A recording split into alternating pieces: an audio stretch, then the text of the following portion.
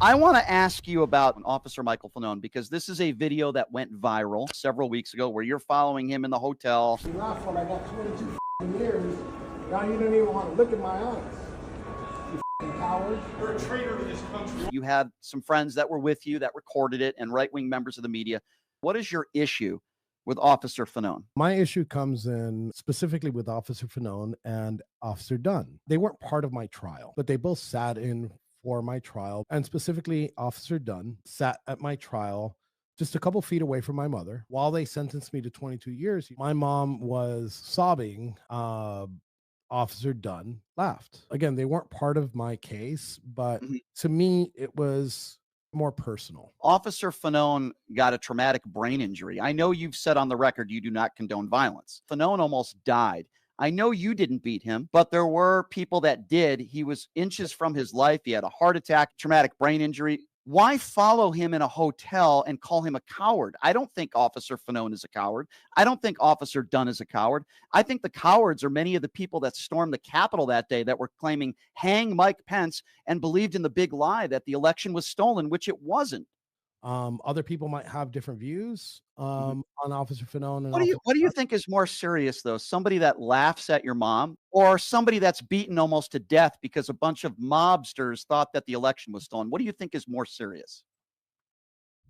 We lost that trial because of a biased jury. Not a single one was conservative. Not a single one ever voted for a Republican. I don't think that we'd be having this conversation that we're having now if it would have just simply been moved, let's say Virginia or Maryland or South Florida or something like I that. understand that you feel like you had an unfair trial. Right? If you Well, kept up that trial, you'd be able to see right through the BS. but that wouldn't have happened if Donald Trump didn't say the election was stolen and people like you didn't believe it. January 6th wouldn't have happened. If Trump didn't say that the Democrats cheated and Joe Biden cheated, would January 6th have happened? Here's my problem with that. If Donald Trump wouldn't have said that the election was stolen, Mm-hmm. that wouldn't have happened. If we go back to 2016, when Hillary Clinton called Trump supporters a basket of deplorables, we were deplatformed. I was personally debanked. Our social media platforms were taken. The COVID lockdowns, the summer of love, I think it was a powder keg waiting to go off. Was that the straw that broke the camel's back, the stolen election? I 100% agree that it was. You still believe the election was stolen?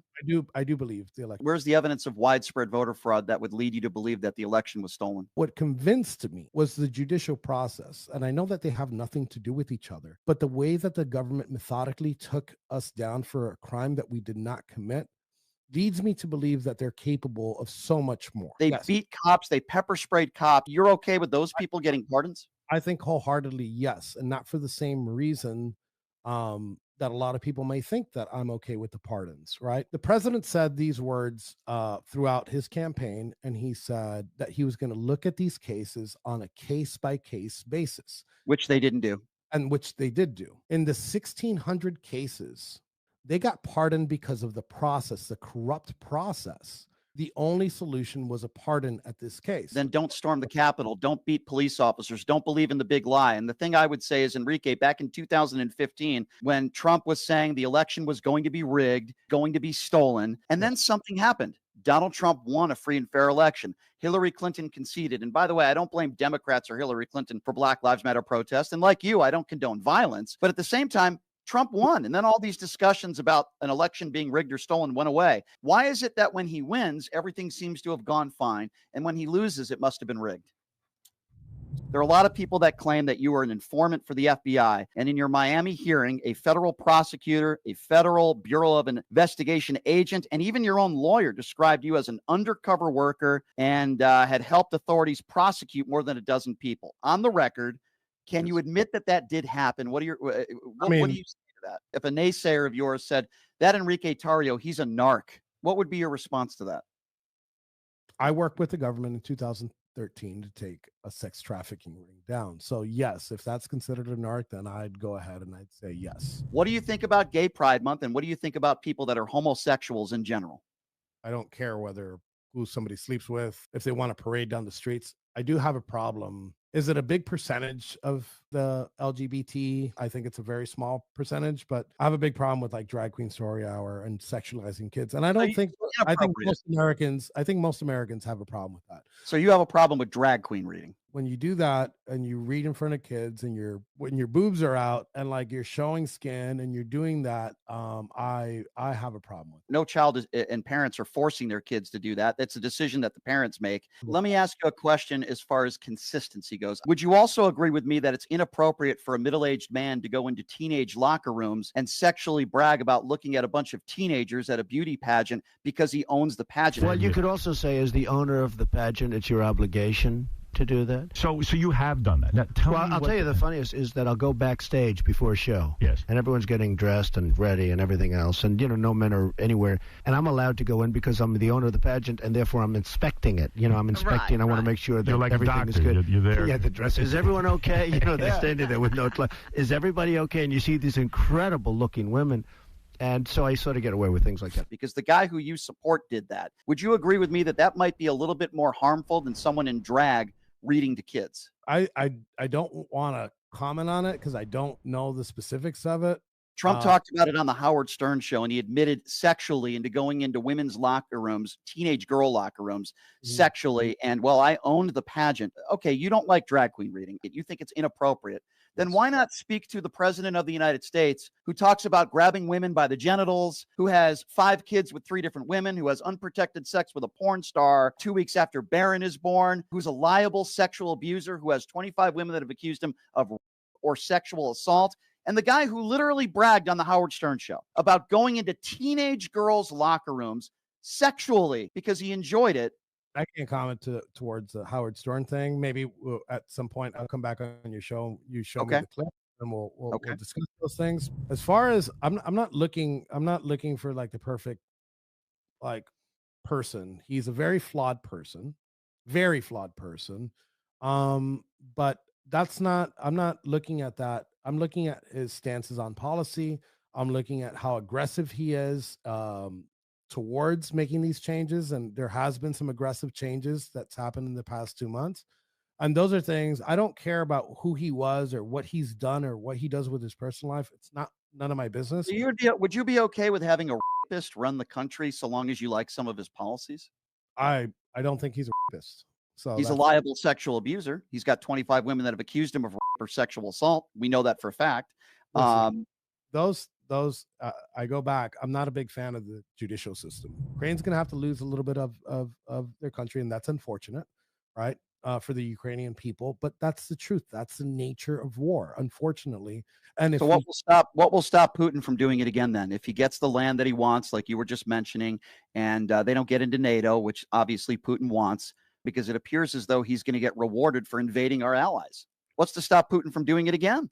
I think the EU needs to step up their game when it comes to funding for their military hardware. And I think that we should not get involved. You don't want boots on the ground. Then why would he threaten boots on the ground in Greenland? Why would he threaten to own or take over Gaza with no plan of how to displacing 2 million Palestinians? If the people of Greenland want to do that, that's fine. I don't. If he were ever to say, hey, I want to put actual boots on the ground, and he was dead serious about it, I wouldn't agree with him on that at all. Right. We have a treaty with Ukraine, as you know, and we made a promise to them to protect them. Russia didn't offer anything in those talks, and it seems like Russia's not offering any concessions now.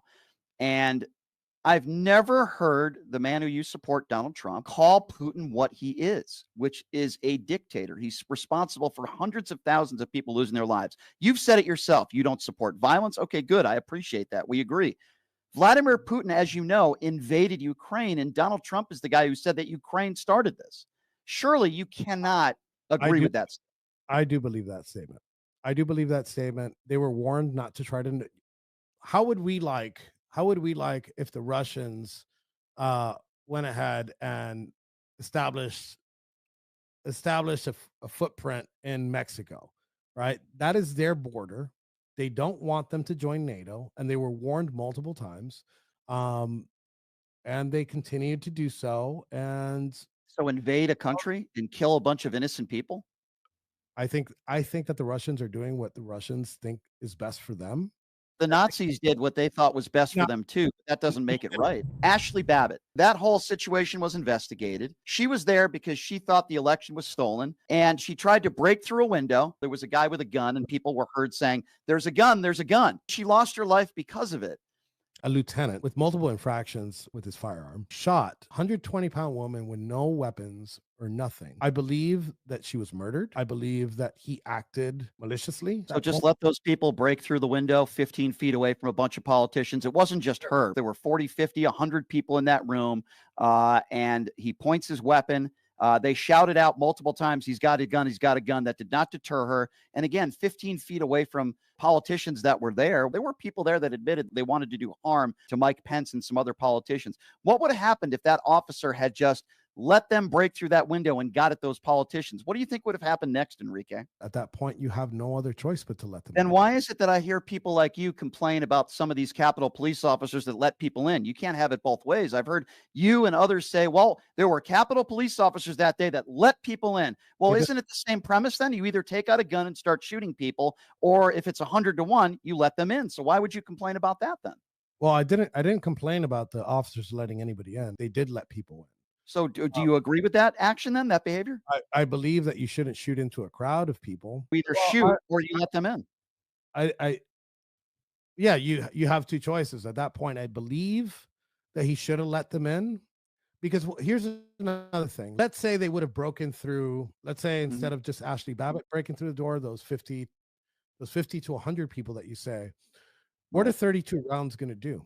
You're going to piss off the crowd, and it would have gotten a lot worse. At that point, there's nothing you can do. Ashli Babbitt did it to herself. She was radicalized. She should have never been there on that day to begin with. She was breaking. I disagree with you, and I believe that She broke the law. Would you agree on that? So can we agree that George Floyd broke the law? George Floyd was on his stomach in handcuffs. He wasn't trying to get away. And at the point that Derek Chauvin put his knee on George Floyd's neck for 9 minutes, he wasn't trying to break through a window to try to harm people and cause havoc. And I guarantee you that if Ashli Babbitt was in handcuffs, lying on her stomach, that officer would not have shot him. So I think that's a very false analogy.